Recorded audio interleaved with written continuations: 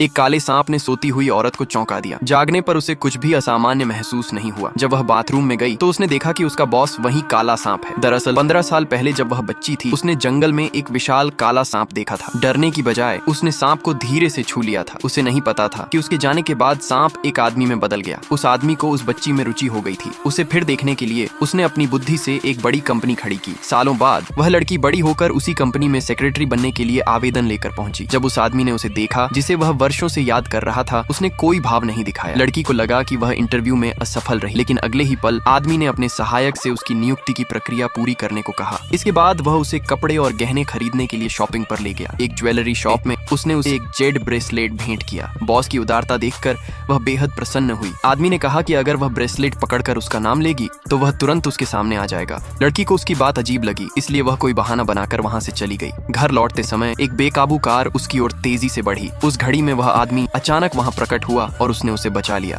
अपनी असलियत छुपाने के लिए उसने जादू से उसे सुला दिया। घर जाते वक्त उसकी नींद खुल गई और उसे कुछ समझ नहीं आया कि क्या हुआ। आदमी ने कहा कि वह थकान से सो गई थी। उसने समझाया कि जो कुछ भी उसे याद आ रहा है वह बस एक सपना था। लड़की ने उस पर भरोसा किया और ज्यादा नहीं सोचा। अगले दिन जब वह ऑफिस पहुंची, वह अचानक लड़खड़ा गई और उसके बाजुओं में गिर पड़ी। वह तुरंत संभली और माफी मांगी। तभी उसका फोन आया। उसने कहा कि उसे कुछ समय के लिए बाहर जाना होगा। उसकी खुशी देखकर आदमी को शक हुआ। उसने जादू से महसूस किया कि उसने किसी और को गले लगाया है। यह मानते हुए कि वह उसका प्रेमी है, वह बहुत नाराज हो गया।